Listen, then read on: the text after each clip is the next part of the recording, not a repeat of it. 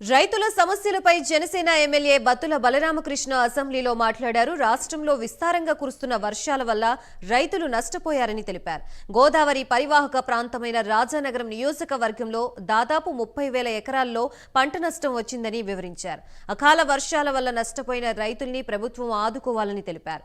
నష్టపోయిన రైతులకు ఎకరానికి 20,000 నష్టపరిహారం అందించాలని ప్రభుత్వాన్ని కోరారు. మా రాజానగరం నియోజకవర్గం గోదావరి పరివాహక ప్రాంతం అవడం వల్ల ఈ వరదల వల్ల సుమారు 30,000 ఎకరాలు నీటి మునిగిపోయింది అధ్యక్ష. ఇది పూర్తిగా వరి నాట్లేసి సుమారు 40 రోజులు అవడం వల్ల పెట్టుబడులన్నీ కూడా పూర్తయిపోయినాయి అధ్యక్ష. దీనికి ఎరువులు అన్ని రకాలుగా కూడా వేశారు, లేబర్ ఛార్జెస్ పెరిగిపోయినాయి. ఇలాంటి పరిస్థితుల్లో ఈ వర్షాలు వచ్చి శుభ్రం పంట అంతా కూడా నాశనం అయిపోయింది. అన్నం పెట్టే అన్నదాతకి మరిన్ని కష్టాలు వచ్చినాయి. ఇప్పటికే గత ప్రభుత్వంలో ఒక డ్రిప్ సిస్టమ్ లేదు, నాణ్యమైన ఎరువులు పురుగుల మందులు వాళ్ళు సప్లై చేయలేదు.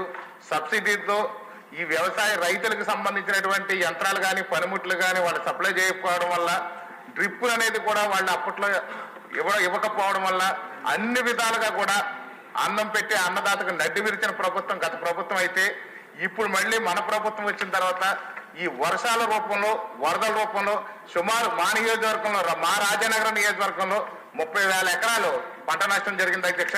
అందులో ముఖ్యంగా వరి, దానితో పాటు కూరగాయలు, పండ్ల తోటలు కూడా నాశనం అయిపోయినాయి, పూర్తి స్థాయిలో ధ్వంసం అయిపోయింది అధ్యక్ష. అదే విధంగా చూస్తే రోడ్లన్నీ కూడా పాడైపోయినాయి, చిన్న చిన్న రోడ్లు కూడా పెద్ద పెద్ద గుంతలు పడిపోయినాయి. అదే విధంగా చూస్తే మా కాలువలన్నీ కూడా గండ్లేసేసినాయి అధ్యక్ష.